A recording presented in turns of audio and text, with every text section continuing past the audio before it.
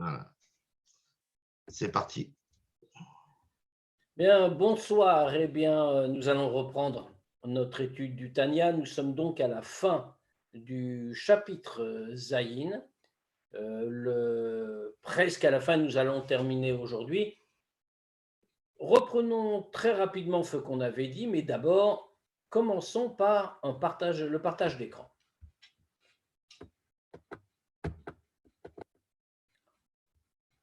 Voilà, donc nous sommes à la fin du chapitre Zayin, très exactement tout en bas de la page 167, juste à la parenthèse. Alors, rappelons-nous rapidement où nous en sommes. Nous avons donc parlé, en vérité c'est tout le sujet que nous avons vu jusqu'à présent, et c'est tout le sujet de tout le chapitre Zayin d'ailleurs, et de tous les chapitres qui ont précédé, c'est le bitoul, l'annulation de la création devant Dieu. La création n'existe, si l'on peut dire, bien sûr elle existe concrètement, Dieu a tout créé, mais cette création n'a pas d'existence parallèle à celle de Dieu, si on peut dire. Autrement dit, elle est complètement comme inexistante. Alors on l'avait expliqué, la Noazaken avait cité le Raya Memna, c'est parti du Zohar, Raya Memna qui nous expliquait que il y avait Memale Kolalmin, Sovev Kolalmin, cette lumière de Dieu dont on dit qu'elle est Memale, qu'elle remplit tous les mondes, et cette autre lumière de Dieu dont on dit qu'elle est Sovev Kolalmin, qu'elle entoure tous les mondes. Et on s'était évidemment posé des questions. On avait dit, mais voyons, le Memale Kolalmin, donc Dieu remplit tous les mondes, qu'est-ce que ça veut dire? Comment peut-il remplir? Alors, c'était là toute l'idée du Tzimtzum.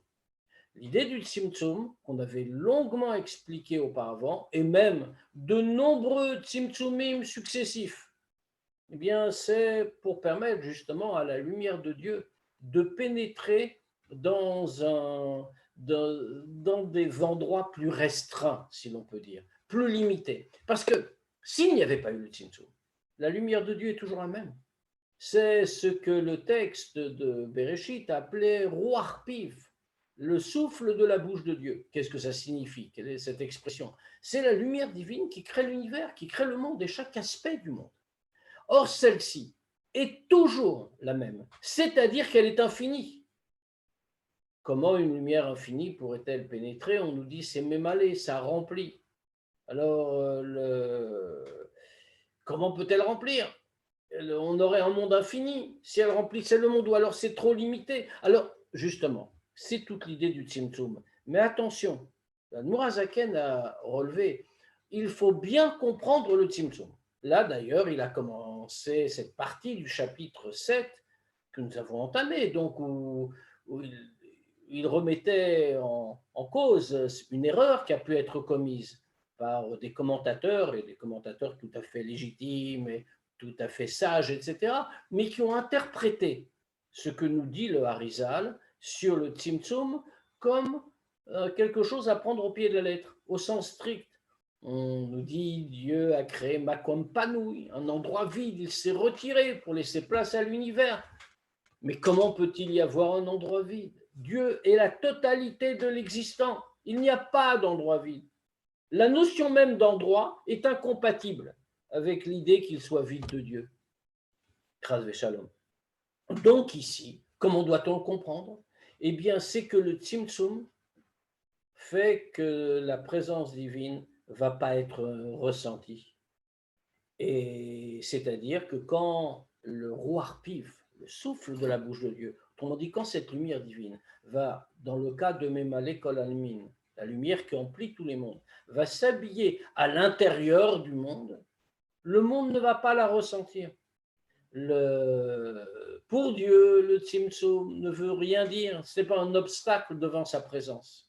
Et c'est pour ça qu'il ne faut pas prendre au pied de la lettre, nous dit le Admour Azaken, ce que dit le Harizal. Bien sûr, les commentateurs ne veulent absolument pas dire qu'il faut le prendre vraiment au pied de la lettre, c'est-à-dire que Dieu est parti. Cette idée-là ne vient même pas à l'esprit. Mais on aurait pu penser que lorsque Dieu crée le monde, eh bien, il reste dans les domaines les plus élevés, ceux du spirituel, qui correspondent à sa lumière. Mais que dans le monde matériel, là, il s'en est détaché, il crée, il s'en détache. Voilà ce que voudrait dire, selon eux, l'idée d'endroit vide. Dieu se retire. Alors l'Admorazaken nous dit non, non, non. Ce que cela signifie, c'est l'idée du Tzimtzum. Le Tzimtzum qui fait que la divinité n'est pas ressentie par la créature, la présence du Créateur n'est pas ressentie, mais elle est là absolument de la même façon. Ça, c'est pour même à l'école almine. On avait dit, attention, ne commettons pas une autre erreur, ne comparons pas cela à la présence de la Neshama dans le corps. On aurait pu dire c'est pareil. La Neshama, l'âme, est dans le corps, elle est habillée à l'intérieur du corps et lui donne vie. De la même façon, Dieu s'habille à l'intérieur du monde et lui donne vie. Mais il y a une grande différence. C'est que lorsque l'âme est habillée à l'intérieur du corps, eh bien, elle va être influencée d'une certaine manière par les événements que connaît le corps, la douleur, la chaleur, le froid, etc. Alors que Dieu est tout à fait hors de ce type de rapport. Dieu est à l'intérieur du monde, mais le monde n'a aucune prise sur lui. C'est tout le secret du Tzimtzum. Pour lui, le Tzimtzum n'existe pas. Il n'existe qu'à la vision des créatures. Puis le Admorazaken avait aussi parlé de l'autre forme de lumière. Sovev Kolalmin, on va y revenir. La lumière qui entoure tous les mondes. Et évidemment, il y avait une question. Comment peut-on dire de Dieu que la lumière entoure le monde? Ça signifie que dans le monde, il n'y a pas de lumière, c'est tout autour seulement. Bien sûr que non, nous dit le Admorazaken. Pour une raison très simple. Le Zohar le dit clairement. Let atar panouï mine. Aucun endroit n'est vide de lui. Donc Dieu doit être partout. Donc signifie que cette lumière entoure le monde. Eh bien, cette lumière-là, c'est celle qui donne le principe même de la création. Et elle ne pénètre pas profondément, elle n'est pas du tout ressentie, encore moins que même à l'école almine qui est vraiment présente profondément, et c'est pour cela qu'elle est qualifiée de Sovève, nous a-t-on dit. Alors, et tout cela est nécessaire parce que sinon, le souffle de la bouche de Dieu se serait répandu à l'infini. Autrement dit, la lumière divine aurait créé des mondes qui lui ressemblent, c'est-à-dire infinis, aussi bien en quantité, aussi bien qu'en qualité, et durant éternellement. Or, ce n'est pas cela que Dieu a voulu, ce n'est pas cela sa volonté. Donc, c'est ce que... Excuse-moi, juste une petite question, Rav. Ça veut dire que, en fait, c'est extérieur et intérieur. C'est-à-dire que c'est deux lumières. Il y a ce qui est à l'extérieur et ce qui est à l'intérieur. Alors, attention, il ne faut pas dire au sens strict à l'intérieur et à l'extérieur, parce que rien n'est vraiment à l'extérieur. Si on dit que c'est à l'extérieur, ça veut dire qu'il y a une partie où Dieu ne peut pas pénétrer. Cela veut dire que ça ne se revêt pas profondément dans l'objet créé, mais que c'est au même niveau, c'est aussi à l'intérieur. Oui, c'est ce que j'ai voulu dire. Ça veut dire qu'en vérité, il est transcendant aussi bien à l'extérieur qu'à l'intérieur. Exactement, transcendant et émanant aussi bien à l'intérieur qu'à l'extérieur. Ce qui veut dire que c'est ce qu'on avait dit, c'était le principe même de tout ce chapitre 7 et des chapitres qui l'ont précédé. Ce qui va nous conduire à dire, en réalité en conclusion du chapitre 7, c'est que toute la création est complètement battelle, est complètement inexistante devant Dieu. Et ça ne fait pas quelque chose en plus ou quelque chose à part. Elle est tout simplement inexistante, même si, bien sûr, elle existe, puisque la volonté de Dieu, c'est qu'elle existe et que la Torah en témoigne. Donc, on va reprendre sur cette page 167, 3 lignes avant la fin, à la parenthèse. Shekmo Shakadosh Baruch Hu Nikra Ein Sof. Car, alors pourquoi tous ces tzimtzumim sont-ils nécessaires? Comme on l'a dit, on a terminé comme cela. S'il n'y avait pas eu le tzimtzum, alors à ce moment-là, le roi Piv souffle de sa bouche, c'est-à-dire, je le rappelle, la lumière de Dieu qui s'est habillé dans les lettres de la création, aurait abouti à créer des mondes à l'infini, le monde à l'infini en quantité, en qualité, en durée. Mais pourquoi?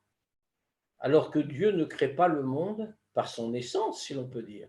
Finalement, quelle est la méthode, le processus des créations? ce sont les attributs de Dieu.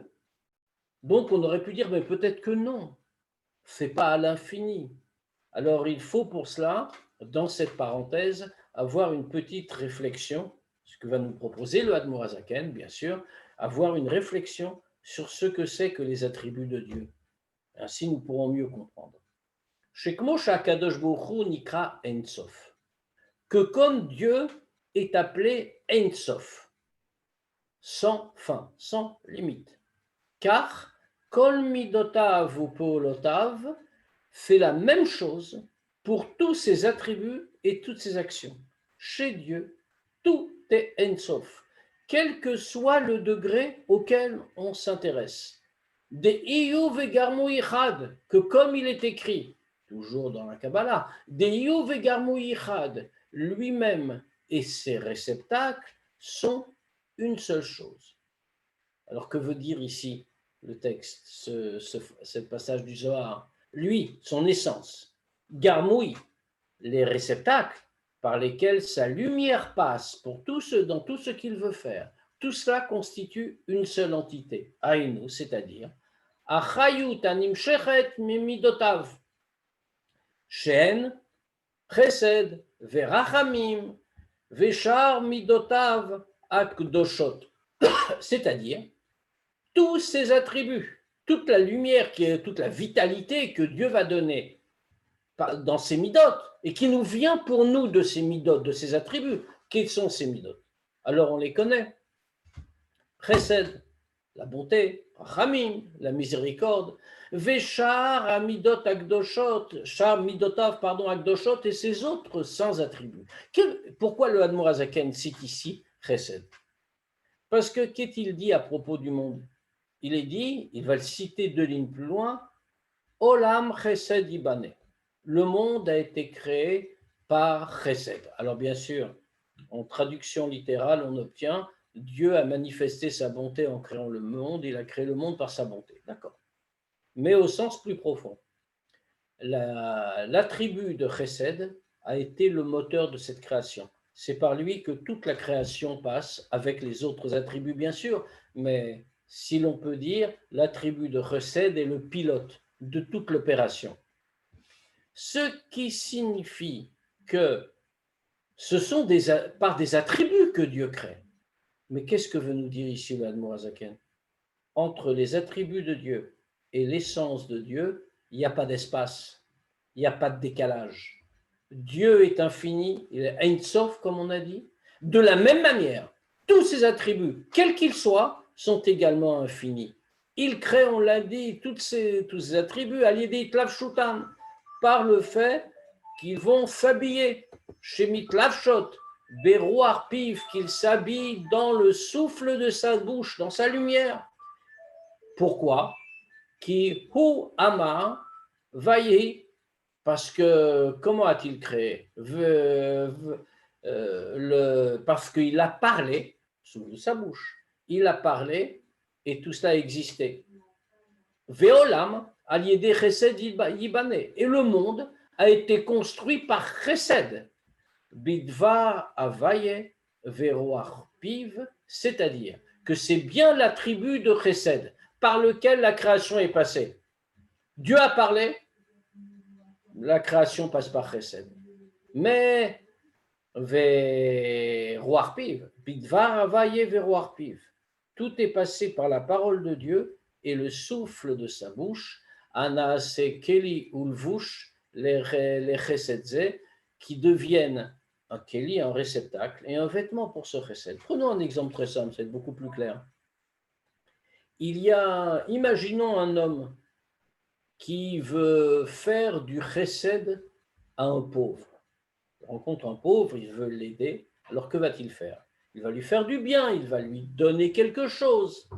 Mais quand il fera tout cela, eh bien, son acte de bonté, ce sera l'acte lui-même.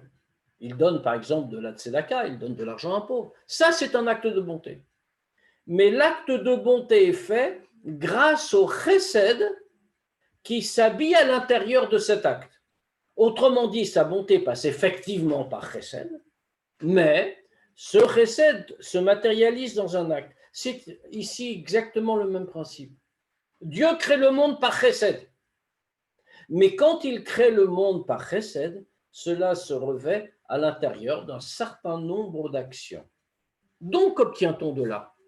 C'est que l'attribut de chesed est bien le moteur, est bien le pilote de l'ensemble de la création, mais cet attribut de chesed s'exprime à l'intérieur de la parole comme l'homme qui est avec le pauvre, qui va lui dire des paroles de gentillesse, qui va le réconforter. Eh bien ça s'exprime dans la parole de Dieu, dans la lumière qu'il lui donne. Et tout cela devient un kéli, un réceptacle, un levouche, un vêtement pour cette bonté-là. Keadin, kamtsa, delevouché et mineoube. C'est comme la kamtsa, alors il y a plusieurs traductions, hein, il y a une divergence d'opinion sur la traduction de ce mot dans les textes de base. Mais on le traduit habituellement par tortue. Delevouché mineoube, dont le vêtement vient de lui et est uni à lui. Nous voyons la tortue, c'est un animal qui a une particularité étrange, il a une carapace. Qu'est-ce que ça signifie? Ça signifie que ce n'est pas lui, c'est son vêtement, ce qui le recouvre, ce qui lui permet de vivre, mais ce vêtement-là ne lui est pas étranger. Il est mineoubé, il est uni totalement à lui, il vient de lui, il est uni à lui. Eh bien, c'est un petit peu la même chose, si l'on peut dire. C'est de Dieu, c'est une expression directe de Dieu. Comme Dieu est infini, ses attributs sont infinis. Et il s'habille dans leur mode d'expression qui viennent de lui-même. Lui et ses réceptacles sont une seule chose. Autrement dit, tous les attributs de Dieu on partage cette caractéristique, ils ne sont pas limités, ils sont aussi infinis que leur créateur. Alors, et là, chez Tzimtzem Akadosh Baruch Hu, à Or Va'achayut, et seulement comme on l'avait dit, l'importance d'une Tzimtzum. Dieu a contracté la lumière et la vitalité chez Yochali Pachet Meroach Piv. Il a contracté toute cette lumière, cette vitalité, tout ce qui donne vie au monde, pour que cela puisse s'étendre à partir du souffle de sa bouche, c'est-à-dire que cela vient bien de son essence. C'est lui qui donne la lumière. D'où l'idée, bien sûr, que la création doit être perçue comme battelle, comme inexistante. Mais il faut que le monde puisse vivre. Et que nous ne le ressentions pas, parce que sinon nous n'existerons pas indépendamment. Alors, dans ce cas-là, qu'a-t-il fait pour cela? Et nous le voyons très clairement, un exemple concret du Tzimtzum dans la création. Vilbisho tor tsiru feotiot shel asara ma'amarot. Il a habillé cette vitalité dans l'assemblage des lettres des 10 paroles par lesquelles le monde a été créé. Alors, ce que nous disent nos Chachamim, le monde a été créé par 10 paroles. Alors, les 10 paroles, on les trouve dans le texte de Bréchit, bien sûr. Quand Dieu dit, par exemple, Yehi Or, c'est une des 10 paroles, que la lumière soit. Et la lumière apparaît parce que Dieu prononce les mots qui lui permettent d'exister. Mais il y a plusieurs degrés. Alors on va voir ces quelques degrés justement ici dans les mots employés par le Admor Hazaken.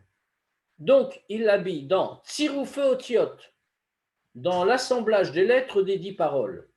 Mais plus, Vetsirufe Tsirufem, Bechilufe Utmurot Otiot. Et également dans l'assemblage des assemblages, c'est-à-dire en permutant les lettres de ces 10 paroles, Tiotatzman, et encore autrement, ou Becheshbonan ou Misparan, et dans leurs comptes et dans leurs chiffres, chez Kol Chiluf Utmura Moral Yeridat Aor va Chayut mi Madrega les Madrega, puisque tout changement, toute permutation, tout compte montre une descente en degrés de la lumière et de la vitalité de degré en degré. Alors qu'est-ce que ça signifie? On voit 3 idées ici. On voit donc l'assemblage de lettres, Puis ensuite, on voit l'assemblage des assemblages. Autrement dit, on permute les lettres. Puis ensuite, on voit des nombres, des chiffres. Pourquoi citer tout cela? Parce que dans cette descente progressive de la lumière de Dieu, eh bien, il va y avoir encore une fois des étapes. Il y aura d'abord cet assemblage de lettres. En soi, c'est bien sûr un grand Tzimtzum. Nous voyons la lumière de Dieu, dont on a dit qu'elle est infinie, descendre à l'intérieur des lettres, qui vont s'assembler pour faire des mots. Ce qui a fait expliquer, d'ailleurs, précédemment, dans le Tanya, dans le Shara Yichud, que tout mot vit, tout objet, vit grâce à la lumière divine qui le fait exister au travers du mot qui le désigne en Lachon HaKodesh. Très bien. Donc les lettres s'assemblent et puis ces lettres vont faire que la lumière de Dieu puisse passer et créer l'objet en question. Maintenant, bien sûr, il y a des mots qui n'apparaissent pas, qu'on ne va pas trouver comme ça. Alors comment ces choses, ces objets, peuvent-ils exister s'il n'y a pas un mot qui leur sert de support? C'est ce qu'on nous dit. Il y a les assemblages d'assemblages, c'est-à-dire que des lettres vont pouvoir s'échanger. Il y a des règles pour ça. Bien sûr, ça ne se fait pas n'importe comment. Il y a des règles pour ça. Par exemple, la Kabbalah nous le dit, Aleph avec le Tav, le Bet avec le Shin, etc. Il y a des règles précises pour permuter les lettres. Ainsi, à partir des mots existants dans le texte, on va pouvoir trouver d'autres mots et donc d'autres objets. Ce sont les mots par lesquels Dieu crée le monde. Nous, on a compris qu'entre les deux, il y a un vrai passage. Dans la première catégorie, c'était direct.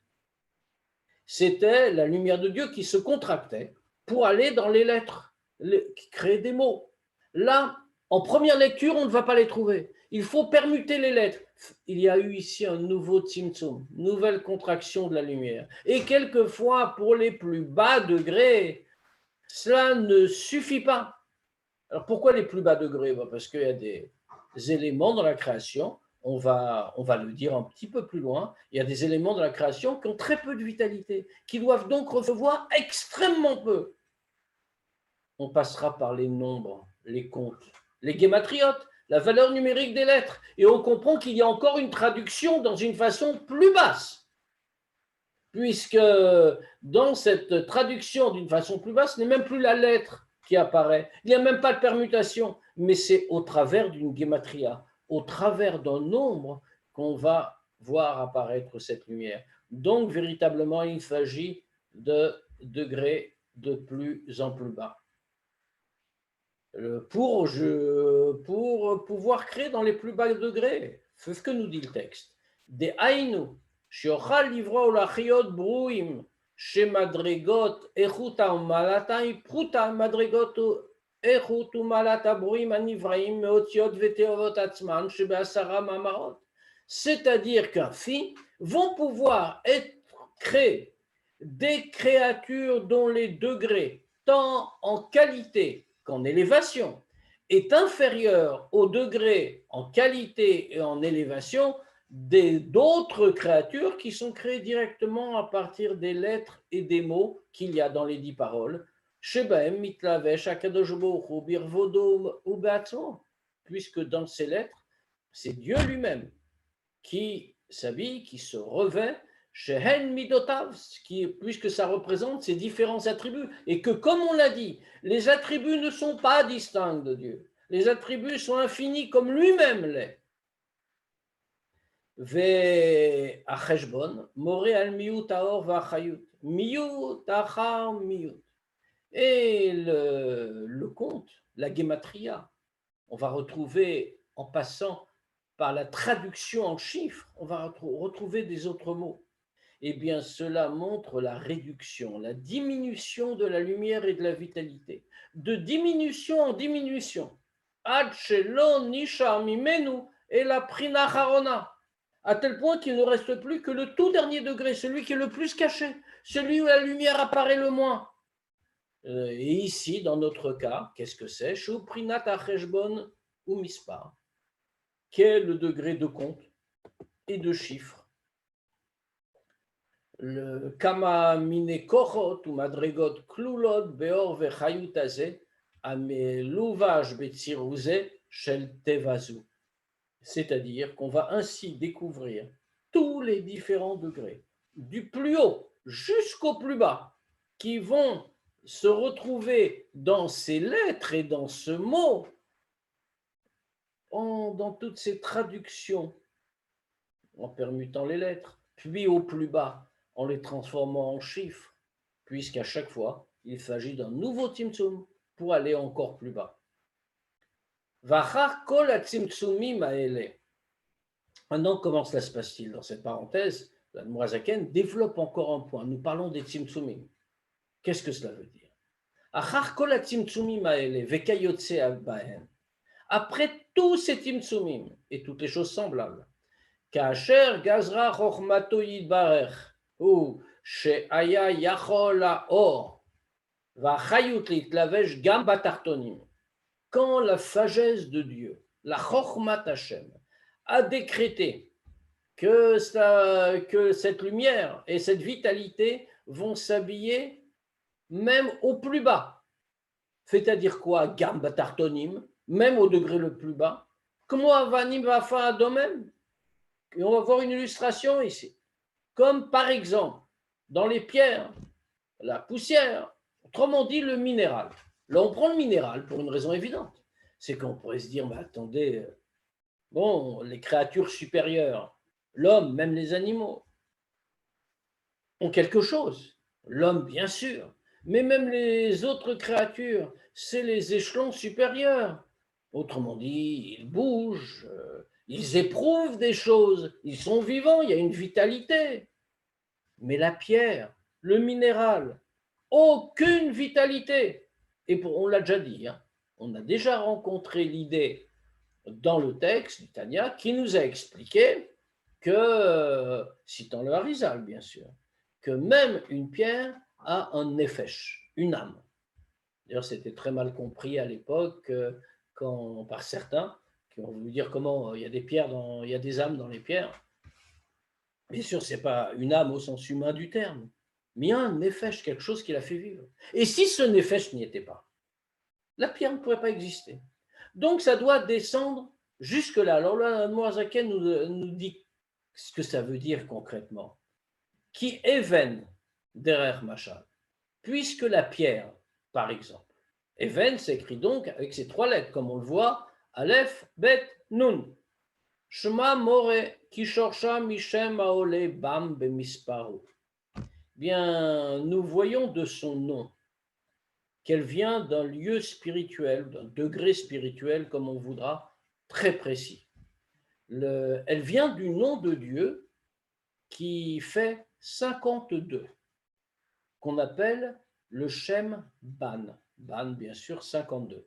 Alors, dans le nombre, qu'est-ce que ça veut dire? On le voit dans le mot Even. Even, comment s'écrit? Un Aleph d'un côté et Bet Nun, exactement ce qu'on vient de dire. Donc, cela vient du nom de Dieu qui fait 52. Alors, qu'est-ce que c'est le nom de Dieu qui fait 52 qu'on appelle, encore une fois dans la Kabbalah, le Shem Ban? Eh bien, le nom de Dieu, c'est-à-dire le Shem Havayé, le nom en 4 lettres, le tétragramme, le nom de Dieu peut s'écrire de plusieurs manières quand on écrit les lettres. Alors, bien sûr, on peut l'écrire tout simplement Yod, Ke, Vav, Ke, comme on le fait habituellement. Mais il y a ce qu'on appelle des milouyim, c'est-à-dire que les lettres peuvent être complétées. Par exemple, quand on écrit un He dans le nom de Dieu, on peut l'écrire He tout simplement en écrivant la lettre, on la dira He. Mais on peut l'écrire avec 2 He pour faire un mot. On peut écrire des lettres avec un Aleph pour compléter le mot. Le Yud, de la même manière, on peut écrire un simple Yud, et on lira la lettre, c'est Yud. Mais on peut l'écrire aussi Yud, Vav, Dalet, pour lire le mot Yud. À chaque fois qu'on écrit d'une manière ou d'une autre, et il y a plusieurs manières d'écrire les lettres qui constituent le nom de Dieu, on obtient un nouveau nom de Dieu qui renvoie à quelque chose. Alors le Shem Ban, justement, c'est en complétant avec les Aleph, et quand on prend le nom de Dieu Yud-Ke Vav-Ke, donc le nom Havaï en rajoutant la Aleph, alors ça nous donne 52, d'où l'idée de Ban, qui représente un degré spirituel très élevé. Mais on voit en plus, il n'y a pas seulement le Shem Ban dedans, dans le mot Even, Veod Aleph Nosefet, Mishem Acher. Et il y a en plus un Aleph de Even, bien sûr. Ce Aleph, en plus, vient d'un autre nom. L'autre nom, en réalité, c'est le nom qu'on appelle le Shem Ma, qui est un nom encore supérieur dans les noms de Dieu, qui détermine un degré supérieur. Alors, excuse-moi, le nom, il y en a un qui est supérieur à l'autre. Enfin, Shemma, ça fait 45, c'est ça, je ne me trompe pas. Et l'autre, il fait 52. Et c'est le 45 qui est plus haut que le 52? Oui, parce que le Shemma, en réalité, c'est avec le Milouf qu'on rajoute Selehe. Et cela, ça représente un degré encore supérieur. Et donc, on a pris une lettre du nom et on l'a rajoutée dans le nom Even. Donc, dans notre nom. Alors, vous voyez qu'il y a une petite correction là dans le Tanya, parce qu'il y avait l'Isham qui est difficile à comprendre. Donc, quand le Tanya a été imprimé, on a rajouté Nire. Il semble des Tsaïch Lomar qu'il faut dire ici l'Eta'am. Autrement dit, il y a un des copistes qui s'est trompé en recopiant le texte. Et donc, il faut dire l'Eta'am, c'est la bonne version. Ces corrections ont été faites par les enfants du Admour Azaken, par le Tzemar Tzedek également. Donc, ce sont des corrections sur lesquelles s'appuyer. L'Eta'am ayadoua liyotzra. Pour des raisons ici, le Admour Azaken ne veut pas expliquer. Pourquoi? Il y a des raisons. Il y a des raisons développées dans la Kabbalah, et d'ailleurs qui sont citées parfois par le Rabbi, mais ici, ce n'est pas le sujet. Donc, l'Admour Zaken ne veut pas expliquer pourquoi on a dû prendre une lettre d'un autre nom pour le rajouter afin de créer le mot Even. Ça veut dire quoi? Veine Shemban, Beatzmo, ou Beolamot Elionim Meod.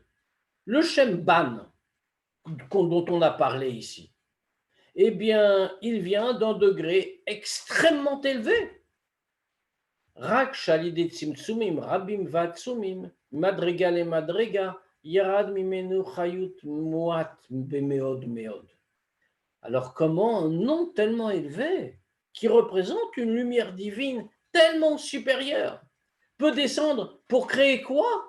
Une pierre. Autrement dit, le degré du minéral le plus bas de la création qui n'a aucune vitalité, qui n'a rien d'une certaine manière.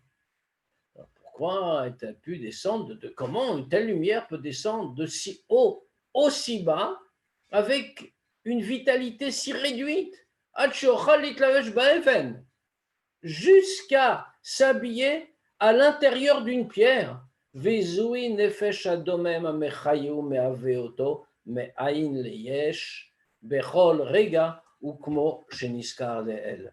Or, tout cela, c'est s'habiller dans une pierre. C'est devenu le nefesh, on retrouve le mot. Le nefesh de la pierre, si l'on peut dire l'âme, on va dire la vitalité, parce que l'âme c'est un peu ambigu en français. La vitalité de la pierre qui la fait exister à partir du néant à chaque instant, comme on l'a dit précédemment. Vezui prinat memale kol almin. Alors, quand on parle de ce processus que le Admour Azaken a voulu développer pour bien nous faire comprendre la portée de la présence de Dieu dans le monde, à l'intérieur, bien sûr, cela, c'est memale kol almin. C'est la lumière qu'on a appelée qui remplit, qui doit s'habiller à l'intérieur. Machenken prinat soev kol almin. Ce qui n'est pas le cas de Sovev Kolanimin, qui par définition ne va pas aller aussi profondément, va être à l'intérieur, comme on l'a souligné tout à l'heure. Ne recommettons pas l'erreur de penser la lumière qui entoure, donc elle entoure et il n'y a rien au milieu. Non, elle est là. Seulement, elle n'est pas habillée aussi profondément dans l'objet qu'elle crée. Alors pourquoi? Et on peut le dire en deux mots, c'est parce que en réalité, la lumière de Sovev Kolalmin a un objet, c'est d'apporter l'idée générale de création. Et donc, elle n'a pas à s'investir profondément dans chaque chose. Alors que la lumière de Memale Kolalmin donne la vitalité à chaque chose individuellement. Vekol koach umadrega yachol livroa brouim kfi prina umadrega zu gamken le'en ketz vetachlit bekamutam ve'echutam le'achayot ade ad machar shu koach havaye המתפשט ונאצל מרוח פיו ואין מעצור חולו. Et toute force, et tout degré donc, peut créer des créatures selon ce degré, selon ce niveau, sans limite, sans fin, aussi bien en quantité qu'en qualité. Ça veut dire, y compris des choses très basses, pour faire vivre à l'infini, puisqu'il n'y a pas de limite. Puisque, comme on l'a dit, on est obligé de le dire de cette manière, puisque c'est de Dieu que cela vient. Parce que seul Dieu peut créer ainsi sans limite. Or, toutes ces forces, y compris les forces très contractées, et celles qui s'habillent très bas, tout cela, c'est uniquement Koach Havaye, la force de Dieu qui s'étend et qui retire du souffle de sa bouche, qui étend à partir du souffle de sa bouche, ve'ein ma'atzor, et rien ne peut l'arrêter, rien ne peut le faire cesser. Ach, shelo yeh chutam b'ma'ala gdola kol kar be'echut, ומעלת ברואים שיוכלו להיברות מבחינת כוח ומדרגת האותיות עצמן, mais pour que il n'y ait pas une élévation tellement grande comme l'élévation des créatures qui peuvent être créées des lettres elles-mêmes. Alors oui, il y a des dons de degrés de création.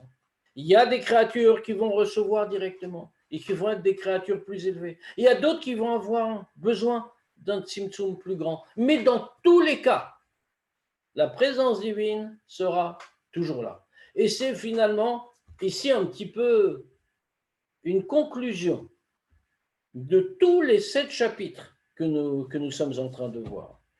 Au bout de tout ce raisonnement, après avoir montré comment Dieu crée le monde, ce qu'est la divinité d'abord et la présence de la divinité dans le monde, nous sommes conduits donc à dire que quoi que l'on dise, Tzimtzum, la réduction de la lumière, cela veut dire que Dieu est présent dans toute la création, qu'il est présent dans chaque objet, même l'objet le plus humble et l'objet le plus dénué de toute vitalité, Dieu y est constamment présent. Alors, si on avait envie de se dire que malgré tout, même si Dieu est présent, mais malgré tout la création existe quand même, on en revient à dire, bah oui, au travers de Tzimtzumim, par Memale Kolalmin, par Sovev Kolalmin, la création est quasi inexistante devant la présence divine. Elle est donc complètement baptême. Alors en réalité, il y a puisqu'on est dans Shara Yichud Va'emuna, donc on nous dit ici, le Admour Hazaken veut nous enseigner les fondements de la Emouna. En réalité, il y a 2 fondements dans la Emouna. Le premier fondement, on vient de le voir, c'est-à-dire que la création n'est pas une entité autonome. La création est totalement battelle devant Dieu.